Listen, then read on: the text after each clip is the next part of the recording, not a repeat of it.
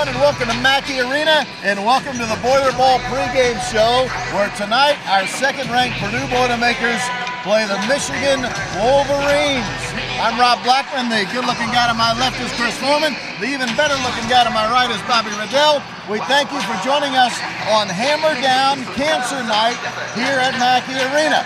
Not only are our Boilermakers going to try to beat the Michigan Wolverines on the basketball floor, but we're going to do our best to beat cancer with our Hammer Down Cancer game that happens here every single year. Thank you for joining us. Let's start right there, Chris. The most important aspect of this evening is actually what can we do to help the fight against cancer and help the Purdue Institute for Cancer Research. Number of items can happen. Yep. The biggest is the uniforms that our players are going to be wearing tonight are going to be up for auction. Yeah, they're up for auction. The deadline tonight is midnight. There's already been a lot of bids on them. We'll just say that. Last I saw a couple days ago, Zach Edey's jersey was going for a rather significant amount. I don't know what it is today, but we're wearing shooting shirts with messages on the back that fans were able to donate to that. And there's messages up on the ribbon board supporting people that probably had cancer during their time or during their life, remembering people that had cancer. So just a big night for a great cause. Over the last about 4 years, they've raised about $200,000 for everything that the basketball team has done. So hopefully we can continue that and keep growing that. The coaches will be wearing suits tonight, suits and sneakers, because this week is also Coaches versus Cancer Week across college basketball, so it all ties in quite nicely. And I want to reiterate what Chris said there. All of the proceeds from the bids on the uniforms tonight go to the Purdue Institute for Cancer Research. Every single penny. So if you want to bid on one of those uniforms, you have until midnight tonight to do just that. All right, the game in hand here, Mr. Ridell. Yes. Michigan Wolverines have not had a great season to date. A number of reasons. They really haven't had a complete team for, quite frankly, many of their ball games. The lead story is their point guard, Doug McDaniel, who is their leading scorer and their best player, will not play tonight because he doesn't play in the road games, at least for now.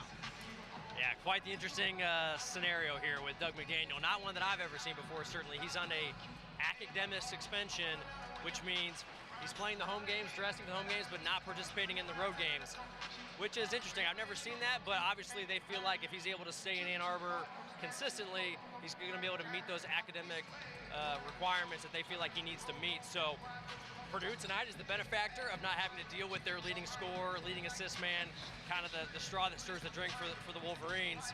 So him not being in uniform is going to be a pivotal part. A team that's already the worst in the Big Ten as far as turnovers per game, now without their starting point guard. Here's the other thing. When I say they haven't had their complete team, Trey Jackson has missed the last 3 games because of an injury to his nose.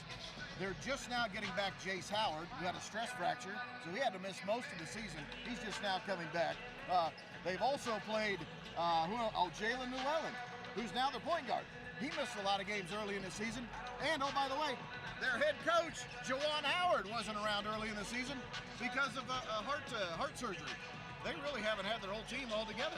They have not, and they were already going through a lot of changes from last year's team, losing guys to the NBA draft, losing, of course, Hunter Dickinson, their best player, the All-American candidate in the transfer portal to Kansas. So already going through a lot of upheaval as far as roster turnover, and then when you don't even have some of your most experienced guys like a Jalen Llewellyn because of the ACL injury, you don't have him to start the year. As far as that, like a stabilizing force in the backcourt, he's not there. That kills you.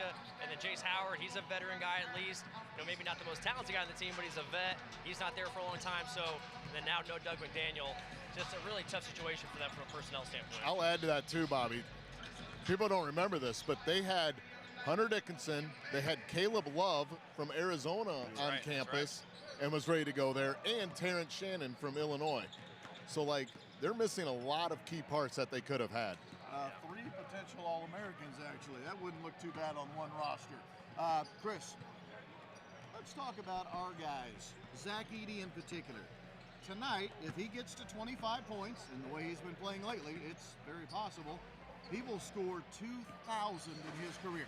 That would mean 2,000 points, 1,000 plus rebounds. Amazing.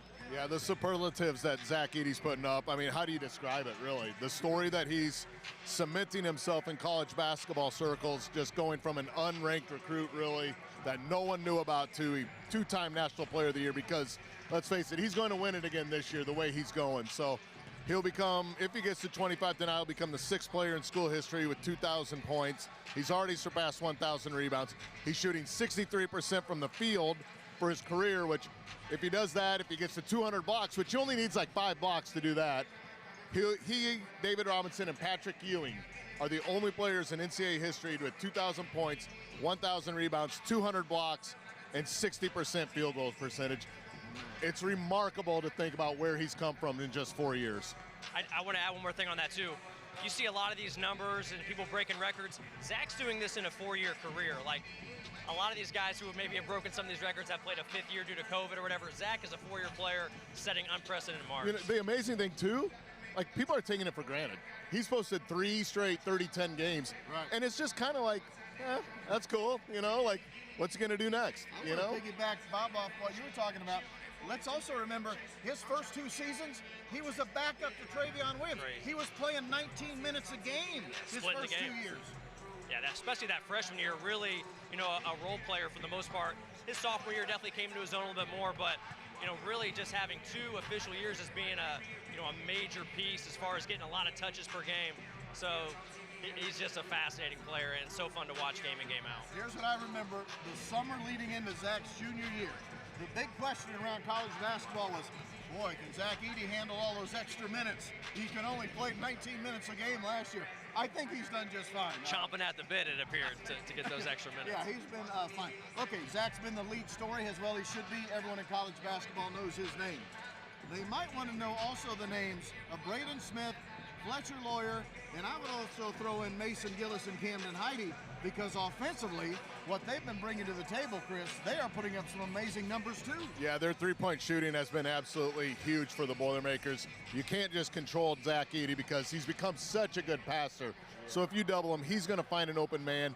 And if they aren't open at that time, they're going to get open, because Braden, Fletcher, Mason, they do such a great job reversing the ball. Lance Jones has been huge for this team as well. Just the dynamic he brings, getting to the hoop, shooting. He's been shooting the ball really, really well lately. So just another dimension that the Boilermakers are shooting almost 40% from 3 compared to last year where we shot 32%. It's just been a huge difference that those guys have brought this year. Well, these are the 2 best three-point shooting teams in the Big Ten. Purdue is 1, Michigan is 2, percentage-wise, and top 4 in the scoring column. Purdue is 2nd in the league in points per game. Michigan is 4th. So before we write off the Wolverines here, look, Michigan is more than capable, especially offensively. For sure. I mean, obviously the loss of their leading scorer, Doug McDaniel, is a big factor, but they have a number of other guys on their roster who can absolutely fill it up any given night.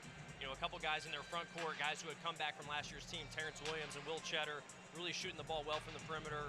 And then a couple transfers, Amari Burnett and Olivier Kamwa, excuse me, from Tennessee.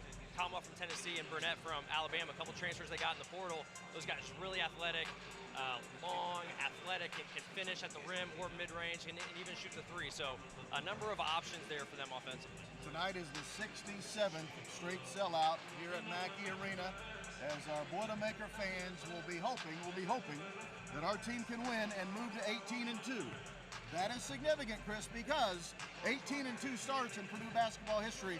There have been very, very few of them. Yeah, pretty rare. Last year was one of them. There's been 4, I believe, in school history, or 3 before this year. And this would be the 4th. So 2 straight years starting 18-2 or 19-1 is quite a stretch for the Boilermakers. Now you want to keep that going later in the year into February and March, but it's hard to imagine having a better start to a season than the Boilermakers have had. It's also worth noting it's nice to have a home game, because Purdue's already played 5 Big Ten road games. Purdue only has 5 Big Ten road games left on the schedule. So a little home cooking here at Mackey Arena tonight and down the stretch, one would think would help as well. Yeah, you got to think, you win half your road games and you take care of business at home. That's 15 Big Ten wins. Wisconsin's looking really good this year. Illinois obviously is playing great. So you look at the Big Ten standing, it's going to be probably those 3 teams that are fighting it out through March. You got to take care of business at home and win at least half your road games, if not more, this year. Purdue is 3-2 on the road, already off to a good start. You got to keep that going, but you have to take care of business at home. Purdue's next road game will be this Sunday at Rutgers. 1 o'clock, by the way, is the tip for that one. 9 o'clock for the tip tonight. We're about to wrap it up here, but again, we want to emphasize, Hammer Down Cancer game tonight. You have until midnight tonight to bid on the jerseys that our players will be wearing. It's the special Hammer Down Cancer uniforms, the dark gray with, or charcoal probably is the right word, with the Volt, right? Is that what they call it? Volt? Volt, yep. Like a bright neon yellow. I'm sorry, I'm such an old nerd. I don't really know what Volt means. I just know they look really cool. And you can bid until midnight on those uniforms. All of the money, I can't emphasize this enough, all, A-L-L, all of the money goes directly to the Purdue Institute for Cancer Research. For Bob Ridell, for my partner Chris Forman, I'm Rob Blackman. Thank you for joining us.